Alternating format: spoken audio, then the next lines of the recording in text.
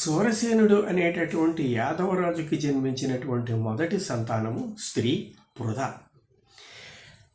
తన మేనత్త కుమారుడు అయినటువంటి కుంతిభోజుడికి సంతానం లేకపోయిన కారణం చేత ఈ సూర్యుడు ఈ పృథని పెంపకానికి దత్తతగా ఇచ్చినటువంటి వాడు. అంచేత కుంతిభోజుడి ఎంట ఆమె కుంతిభోజుని యొక్క పుత్రికగా పెరిగిన కారణం చేత ఆమె కుంతి అయ్యింది. ఆమె ఇంటికి వచ్చినటువంటి అతిథులకి సపర్యలు చేసేది. అతిథులు అంటే అర్థం తిథివార నక్షత్రాలు పాటించకుండా ఇంటికి వచ్చేటువంటి వాళ్ళు అని.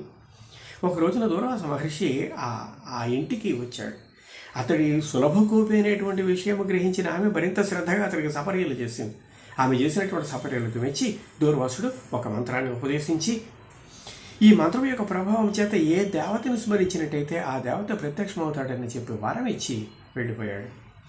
ఇక్కడ ఆ మంత్రము యొక్క స్థితి ఏమిటంటే ఆపద్ధర్మముగానే మంత్రాన్ని జపించాలి. ఎప్పుడు పడితే అప్పుడు ఎలా పడితే అలా ఇష్టం వచ్చినట్టుగా జపించడం అనేటువంటిది కాదు. జరగబోయేటటువంటి పాండవ వంశాభివృద్ధిని దృష్టిలో ఉంచుకొని దూర్వాసు ఇచ్చినటువంటి మంత్రం అది. కానీ ఈ కుంతి బాల్య చాపల్యం చేత ఒకనాటి ఉదయం గంగానది ఒడ్డుకు వెళ్ళి అక్కడ గంగానదిలో స్నానము చేసి శుచి ఆ సూర్యుడిని స్మరించింది. సూర్యుడు ప్రత్యక్షమయ్యాడు. ఆమె కలవరపాటు పడింది. ఆమె అనుమానించినటువంటిది ఒకటి, యథార్థంగా జరిగినటువంటిది ఒకటి. పుత్రుని ప్రసాదించడం కోసం వచ్చినటువంటి వాడు. ఈ పరిస్థితిలో తన కన్యాత్వం చెడిపోదా అని చెప్పి ఆమె బాధపడితే సద్యోగర్భం ద్వారా పుత్రుడు ప్రసాదించడం, కన్యాత్వం చెడకుండా ఉండడం అనేటటువంటి రెండు వరాలని సూర్యుడు ఇచ్చి ఆ పుత్రుని ప్రసాదించి సద్యోగర్భము చేత వెళ్ళిపోయాడు. అంతేకాకుండా ఆ గంగా నదిలోనే రత్నమయమైనటువంటి ఒక పేటికను కూడా పంపించాడు. ఈమె ఆ పుత్రుడిని తీసుకొని ఇంటికి వెళితే వచ్చేటటువంటి అపవాదులకు భయపడి ఆ పుత్రుణ్ణి ఆ పేటికలో పెట్టి గంగానదిలోనే విడిచిపెట్టింది.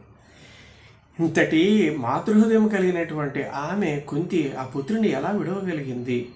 దీని వ్యాఖ్యాతలు చెప్పేటువంటి అంశం ఏమిటంటే, ఈ కన్యాత్వం చెడకుండుగాక అని చెప్పి సూర్యుడిచ్చినటువంటి యొక్క వరప్రభావమే ఆమె చేత మానసికంగా ఇంత ధైర్యాన్ని, పుత్రుని విడవగలిగేటటువంటి స్థైర్యాన్ని ఇచ్చిందని చెప్పి వ్యాఖ్యాతుల యొక్క అభిప్రాయం.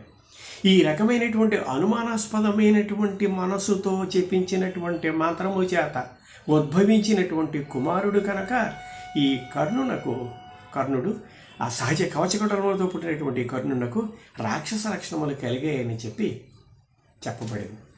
ఇప్పుడు కూడా నమ్మకము దైవత్వం, అనుమానము రాక్షసత్వం. ఇక్కడ దీన్ని గమనించాలి.